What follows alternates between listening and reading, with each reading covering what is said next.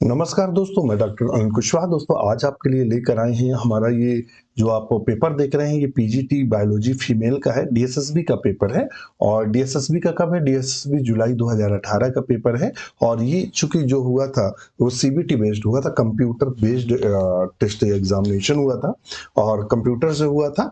तो उसी का ये पेपर है और टेस्ट सेंटर का भी नाम दिया हुआ है जहाँ हुआ था। 6/7/2018 को एग्जाम हुआ था। टेस्ट टाइम 2 से लेकर 5 था।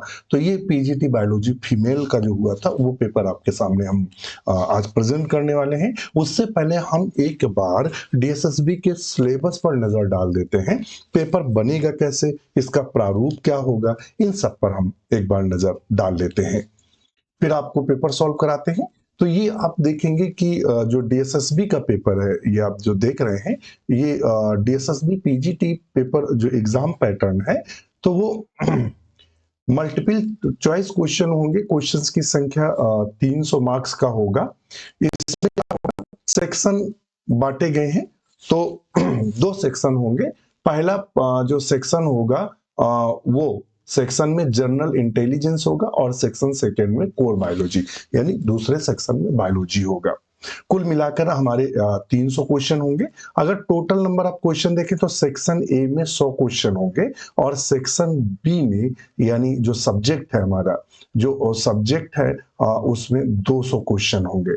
और जो इंटेलिजेंस वाला है तो वो उसके 100 क्वेश्चन होंगे। अब आता है और जो टाइम होता है 3 घंटे का होता है, ऑफलाइन नहीं, ये ऑनलाइन होगा। कैसा होगा? ऑनलाइन एग्जाम होगा।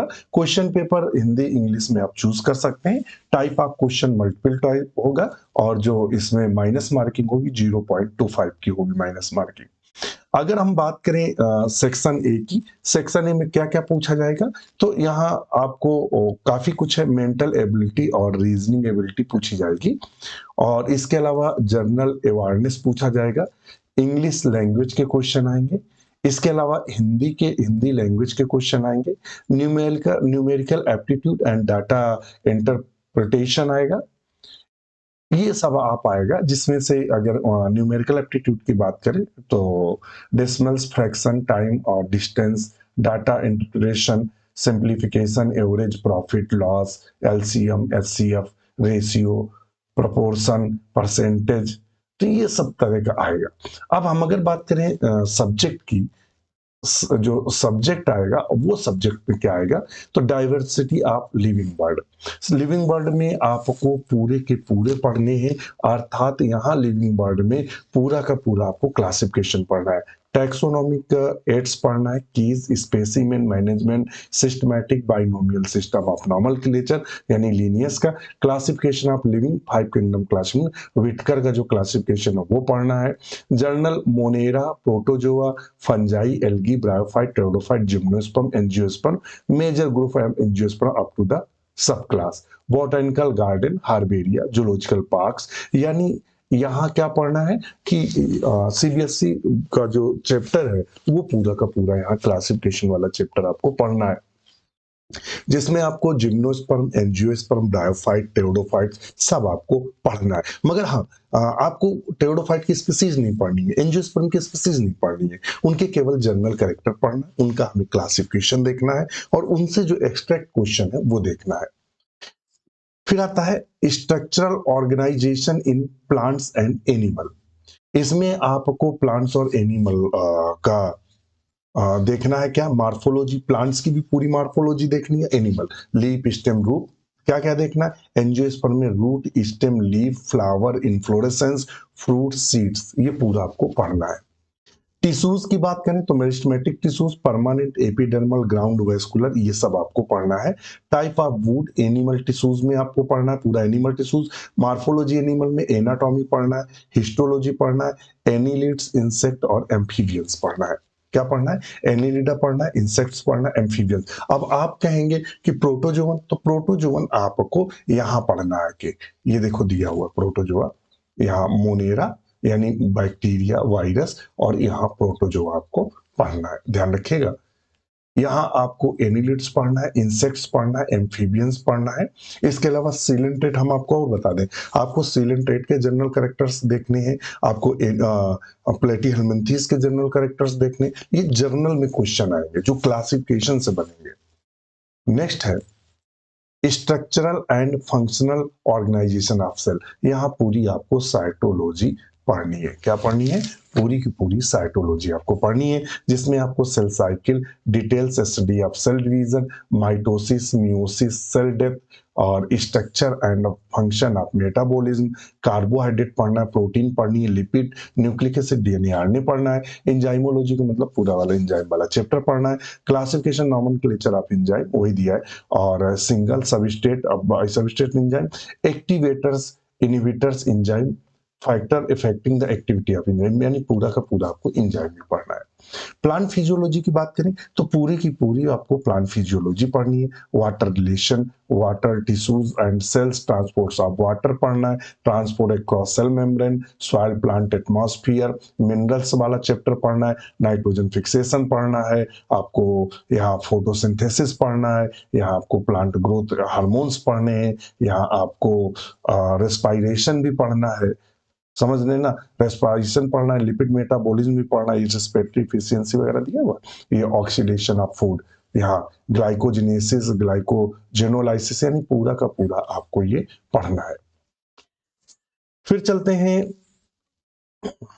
फोटोपीरियडिज्म, हार्मोन्स, वनलाइजेशन, यानी पूरी की पूरी फिजियोलॉजी पढ़नी। ह्यूमन बायोलॉजी में मार्फोलॉजी, एनाटॉमी, हिस्टोलॉजी, फिजियोलॉजी, देखिए फिजियोलॉजी शब्द दिया हुआ है, control and disorder of digestion, respiration, body fluid circulation यानी ब्लड वाला चैप्टर, एक्सक्रीशन उत्सर्जन, स्केलेटन सिस्टम, मस्कुलर, नर्वस, यानी पूरी की पूरी आपको फिजियोलॉजी पढ़नी है ह्यूमन की।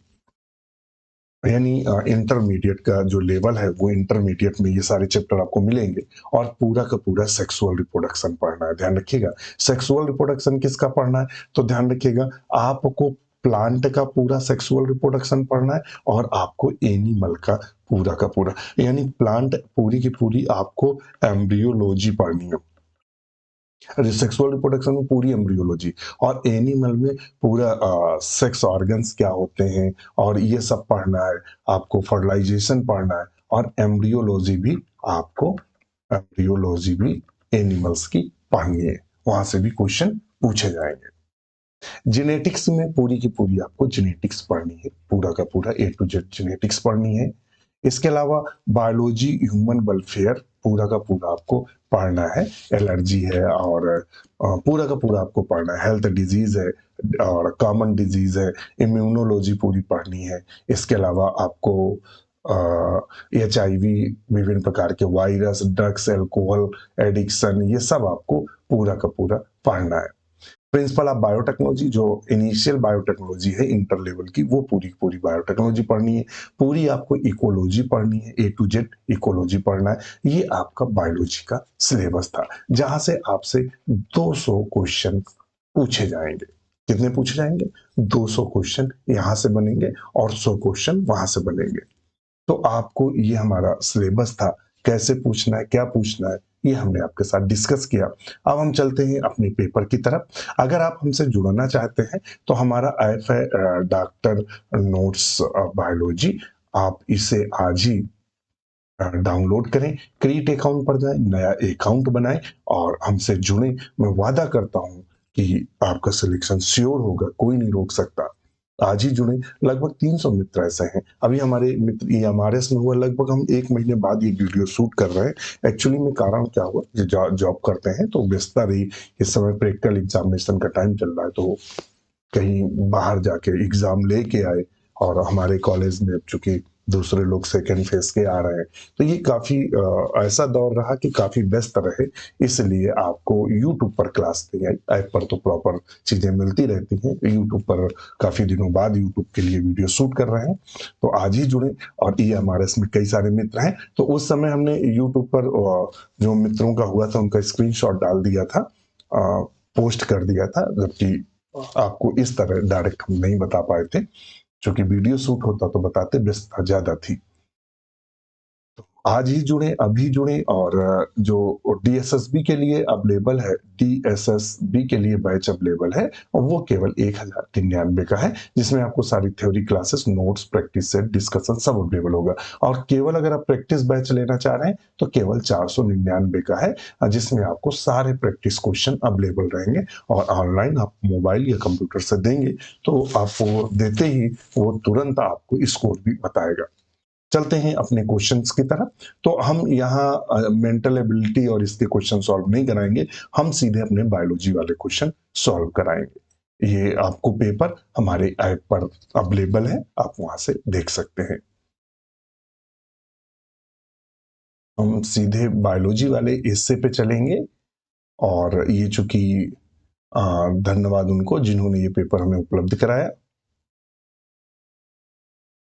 ये यहाँ से आता है हमारा सेक्शन बी और सेक्शन सेकेंड यहाँ से आता है। क्वेश्चन थोड़े छोटे लिखे हुए हैं चूंकि वो वहां से उन्होंने उसको डाउनलोड किया है, तो इसलिए कहता है which of the following is condition where myosin heads and unable to date from the actin due to the complete lack of ATP. कहता है which of the following condition the myosin heads, जो myosin का head होता है, ये muscles की बात कर रहा है। किसकी बात कर रहा है? मसल्स की। तो कहता है कि जो मायोसिन हेड्स होता है unable to death from the actin due to the complete lack the ATP, तो उसे हम किसके नाम से जानते हैं? तो इसे हम रिगर मॉर्टिस के नाम से जानते हैं। किसके नाम से जानते हैं? रिगर मॉर्टिस के नाम से जानते हैं। किसके नाम जानते हैं? Rigour mortis. मसल्स फैटिक क्या होता है? तो इसमें हमने आपको बताया कि जैसे आप बहुत तेज दौड़ रहे होते हैं तो आपकी मसल में अनाक्षी श्वसन होने लगता है, तो लैक्टिक एसिड ज्यादा बन जाने के कारण पेन होता है, वो ये है। चलिए नेक्स्ट क्वेश्चन कहता है व्हाट इज हार्बेरियम? हार्बेरियम क्या होता है? तो आपको आप सब जानते हैं कि हार्बेरियम क्या होता है। तो हार्बेरियम सीट आपने बनाई होगी, आपने इंटरमीडिएट में पहले बनता था, अभी बीएससी में, आप बीएससी सेकेंड ईयर में जो प्लांट टैक्सोनॉमी जो चलता है पेपर आपका, और एमएससी अगर आप बॉटनी से किए होंगे तो प्लांट टैक्सोनॉमी है, तो वहां आप हार्बेरियम सीट बनाते हैं। हार्बेरियम सीट पे क्या करते हैं? आप पौधा लेते हैं और पौधे को अपनी किताब के नीचे रखते हैं और दूसरी किताब रखते हैं। जब वो महीने भर बाद प्रेस हो जाता है तो आप हार्बेरियम सीट पे उस पौधे को चिपकाते हैं, उसकी फैमिली लिखते हैं, लोकेटेड बाय, कहाँ से लिया, कलेक्टेड बाय, किसने लिया, तो आप फील्ड लिखते हैं, उसका बॉटेनिकल नेम लिखते हैं, उसकी फैमिली लिखते हैं, तो वो हार्बेरियम कहलाता है। ध्यान रखिएगा। तो a centre for the preservation of dried specimen of plant known as the herbarium, उसको हम हार्बेरियम के नाम से जानते हैं। तो ऑप्शन हमारा ए बिल्कुल सही होगा। क्वेश्चन नंबर 2 पर चलते हैं। What is the genetic clone? Genetic clone क्या होता है? क्या होता है? जेनेटिक क्लोन क्या होता है? जेनेटिक क्लोन तो आप सब जानते हैं, मतलब किसी भी जीव का जो जेनेटिकल प्रतिरूप हो, उसे हम क्लोन के नाम से जानते हैं। तो कहता है heterosexual plant product of sexual means, कहता है homozygous plant produced by sexual means, A hybrid product by the sexual means, a genetic composition. तो ऑप्शन हमारा 4 सही होगा, a genetic composition. Next question है which of the following would not result in increase in RBC production? कहता है would not result in increase in RBC production, उसे क्या बोलते हैं? which from the following would not result in increase in RBC production? तो कहता है polycythaemia कहते हैं या हेमरेज बोलते हैं। हेमरेज का मतलब क्या होता है? फटना। फटने के बाद जैसे सर की हेमरेज नहीं, ब्रेन हेमरेज हो जाना, नसें फट जाना, उससे ब्लड का निकलना और क्लॉट हो जाना। हाई एल्टीट्यूड, तो ये तो मतलब ही नहीं रहता। Donating blood to the blood bank, उसे हम क्या होता है? Which the following would not result to increase in RBC production. Option 4 सही है। नेक्स्ट क्वेश्चन है what is meatus in skeletal system? कहता है मीटस क्या होता है स्केलेटल सिस्टम में? मीटस किसे बोलते हैं? बिल्कुल नया क्वेश्चन है। मीटस किसे बोलते हैं स्केलेटल सिस्टम में? जो हमारा कंकाल तंत्र होता है, उसमें मीटस किसको लिए यूज करते हैं? तो कहता है एक ट्यूब लाइक जो ओपनिंग होती है उसे हम मीटस के नाम से जानते हैं। उस ट्यूब लाइक ओपनिंग को हम प्रायः किसके नाम से जानते हैं? तो प्रायः मीटस के नाम से जानते हैं। नेक्स्ट क्वेश्चन है, which of the following properties can be used for predicting function of a protein? कहता which of the following properties can be used for predicting function of a protein? तो वो क्या होता है? तो कहता है स्पैटियल कन्फर्मेशन होता है। क्या होता है? Spatial conformation. ऑप्शन 3 सही लिया है। नेक्स्ट क्वेश्चन है, which of the following is most common digestive joint disease in elderly, often caused by wear and tear? Which of the following is the most common degenerative joint disease in elderly, often caused by wear and tear? क्या होता है? तो कहता है osteo arthritis होता है। क्या होता है? Osteo arthritis. आर्थराइटिस में क्या होता है, जो हमारे जॉइंट्स होते हैं वो क्या करते हैं, उनमें प्रॉब्लम आ जाती है और वो मुड़ना बंद हो जाते हैं। नेक्स्ट क्वेश्चन है, what is the source of glucose for glycolysis in non photosynthetic part of plant? कहता है what is the source of glucose. Glucose का सोर्स क्या होता है? तो आप सब जानते हैं non photosynthetic part of plant, जो प्लांट का नॉन फोटोसिंथेटिक पार्ट होता है, मान लेते हैं स्टेम वाला हिस्सा है, रूट वाला हिस्सा है, तो कहता है वहां जब ग्लाइकोलिसिस होती है तो ग्लूकोज कहां से आता है? तो वो प्राय सुक्रोज से आता है। किससे आता है? सुक्रोज से। तो ऑप्शन 1 सही होगा। किससे आता है? सुक्रोज से। नेक्स्ट क्वेश्चन है, which of the following is secretion of Brunner's glands? जो बर्नर ग्लैंड्स का होती आंत में पाई जाती है, इंटेस्टाइन में बर्नर ग्लैंड पाई जाती हैं, तो ये क्या करती हैं? कहता है जो बर्नर ग्लैंड होती है, which of the following secretion of burner glands? Burner glands किसका सिक्रीशन करती हैं? तो प्राय यूरोगैस्ट्रोन का सिक्रीशन करती हैं। बहुत बिंदास क्वेश्चन है। यूरोगैस्ट्रोन का सिक्रीशन करती हैं। किसका करती हैं? यूरोगैस्ट्रोन का सिक्रीशन करती हैं। नेक्स्ट क्वेश्चन है, which of the following is not a cause of infertility in a couple? Which of the following not a cause? इसमें से वो कारण कौन सा है जो इनफर्टिलिटी कपल में उत्पन्न नहीं करता है? कहता है सेक्सुअल डिसफंक्शन। मेंट देखिए, सेक्सुअल डिसफंक्शन होगा तो इनफर्टिलिटी प्रभावित होगी। जो फर्टिलिटी है वो क्या होगा? प्रभावित होगी, इनफर्टिलिटी होगी। और मेंटल फिजियोलॉजिकल फैक्टर, बिल्कुल, अगर व्यक्ति सेक्स नहीं कर पाता है तब भी ये प्रॉब्लम होगी। इन्वायरमेंटल पोल्यूटेंट्स, बिल्कुल, बहुत सारे पोल्यूटेंट्स ऐसे होते हैं कि जो किसी भी व्यक्ति की सेक्स पावर को खत्म भी कर सकते हैं या लूज कर सकते हैं। इंफ्रारेड रेडिएशन, कहता ये ऐसा है, following is not cause infertility in एक कपल। कपल में इनफर्टिलिटी को नहीं बढ़ावा देता है। तो ऑप्शन आएगा 4। डीएनएज इज टाइप ऑफ, कहता है जो डीएनएज है वो क्या है? कहता है लाइज एंजाइम है, लाइगेज, आइसो। ये एंजाइम वाले क्वेश्चन से क्वेश्चन पूछा है, एंजाइम वाले से। तो ये क्या है? हाइड्रोलेज है। डीएनएज जो एंजाइम है वो किस प्रकार का एंजाइम है? तो हाइड्रोलेज प्रकार का एंजाइम है।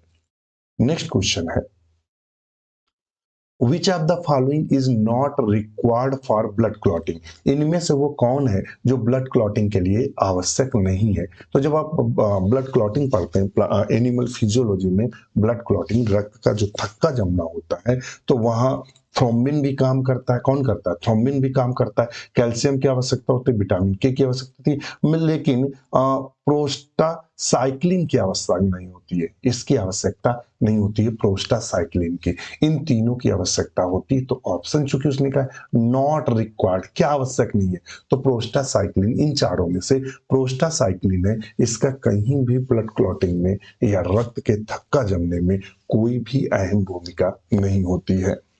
नेक्स्ट क्वेश्चन है, during which of the following process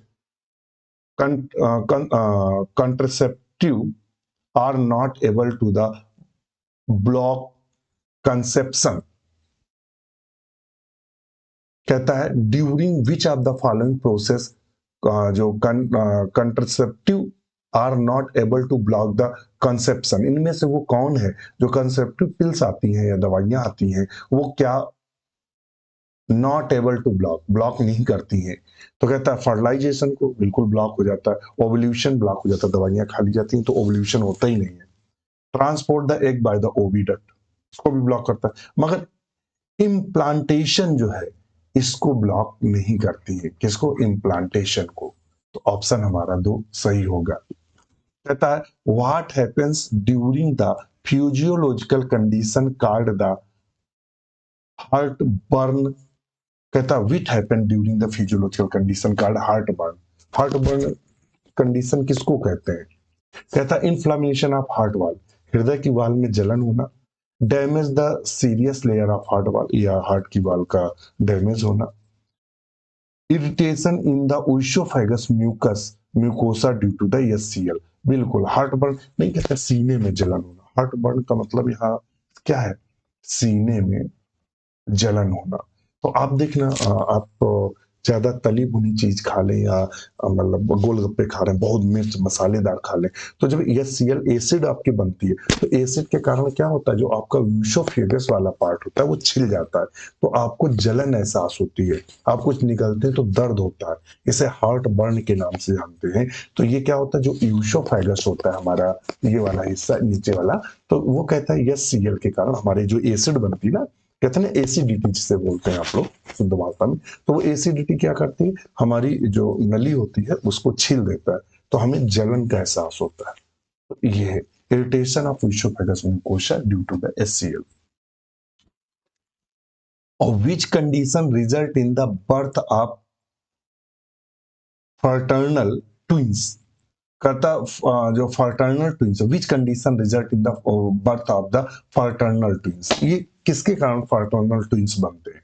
तो कहता when two sperm fertilise two ovum simultaneously, कहता है 2 स्पर्म 2 ओवा को एक ही साथ फर्टिलाइज कर देते हैं, तब ये कंडीशन उत्पन्न होती है। नेक्स्ट क्वेश्चन है when there is decrease the oxygen concentration in blood the rate of breathing। कहता है डिक्रीज, जो ऑक्सीजन कंसंट्रेशन होता है ब्लड में डिक्रीज हो जाता है, जो ऑक्सीजन का कंसंट्रेशन है या ऑक्सीजन की मात्रा है वो रक्त में कम हो जाती है, द रेट ऑफ ब्रीथिंग, तो हमारे श्वसन की गति क्या होगी, तो जब हमें ऑक्सीजन कम मिलती है तो ऐसे हम लोग क्या करते हैं, सांस जल्दी जल्दी लेते हैं, ब्रीथ हमारी क्या होती है, जैसे मान लो आपको ऑक्सीजन ना मिल रही हो तो कैसे करते हैं, अरे आप मूवी में देखते हैं कि कई सारे विलन क्या होता है, मास्क लगा होता है निकाल देते हैं, तो ऐसे करते हैं ना, तो हमारी क्या होती है, इंक्रीज हो जाती है, हमारी सांसें बहुत तेजी से चलने लगती हैं, क्या होती हैं, सांसें बहुत, हम ज्यादा ऑक्सीजन सक करने की कोशिश बॉडी करती है। नेक्स्ट क्वेश्चन है विच ऑफ द फॉलोइंग जो contraceptive also protects against STDs. STDs का मतलब होता है sexual transmitted transmitted disease. Sexual transmitted disease gonorrhoea वगैरह है या हार्पीज वगैरह, जो सेक्स ऑर्गन्स के हार्पीज है, मस्से वाला रोग होता है, वर्ट डिजीज होता है। तो कहता है ये किस कारण इसको हम किससे रोक सकते हैं, तो कंडोम से रोक सकते हैं। अगर कोई सेक्स करता है तो कोशिश करें कि अनजान व्यक्ति के साथ अगर सेक्स कर रहे हैं तो आप कंडोम का प्रयोग करें, पता नहीं उसको कौन सा रोग है। तो कंडोम एक ऐसा है जो आपको STD sexual transmitted disease even HIV वगैरह से भी क्या होता है, कंडोम आपको बचाएगा। जो कि पोजिस्ट्रॉन पिल्स हैं, ट्यूबल लिग्नेशन है, स्पर्मिसाइड। स्पर्मिसाइड क्या होता है, कुछ ऐसी दवाइयां आती हैं कि जो वैजिना होता है अगर लगा लेते हैं तो स्पर्म मर जाते हैं या स्पर्म काम नहीं करते हैं, निष्क्रिय करते हैं, तो इससे क्या होता है, प्रेगनेंसी नहीं आएगी, मगर जो डिजीज है वो तो ट्रांसमिटेड होगी। तो इसका अच्छा सा एग्जाम्पल है कंडोम। नेक्स्ट क्वेश्चन है which of the following does not determine glomerular filtration rate। जो glomerular filtration rate, which following does not determinate, इनमें से वो कौन सा है जो ग्लोमुलर फिल्ट्रेशन रेट है उसको निर्धारित नहीं करता है। तो कहता है osmotic force by the plasma urea in glomerular capillaries, ये प्राय इसको प्रभावित नहीं करता है। नेक्स्ट क्वेश्चन है, और which of the following mammals undergo menopause. Menopause क्या होता है? एक्चुअली में जो एमसी होती है, मेंस्ट्रुअल साइकिल्स होती है, जो फीमेल्स में पीरियड्स आते हैं, क्या आता है? पीरियड्स। तो यहाँ चूंकि कहता है following the mammals undergo menopause. Menopause में यहाँ कौन जाता है? एलिफेंट नहीं, चिंपैंजी नहीं, शॉर्ट फिन्ड पायलट व्हेल नहीं, कौन आता है? मंकी। क्या आता है? मंकी। तो ऑप्शन हम क्या करेंगे? 4, मंकी, मोनोपॉज। किसने देखने? मंकी में। चलो वो फिर बहुत डिटेल हो जाएगी। What is the haemoglobin bound the carbon dioxide term. कहता है हीमोग्लोबिन में जब कार्बन डाइऑक्साइड यानी HB CO2 वाली जो कंडीशन होती है, इसको क्या बोलते हैं? तो इसको कार्बिनो या कार्बिनो हीमोग्लोबिन के नाम से जानते हैं। किसको? कार्बिनो हीमोग्लोबिन के नाम से जानते हैं। ध्यान रखिएगा। नेक्स्ट क्वेश्चन है,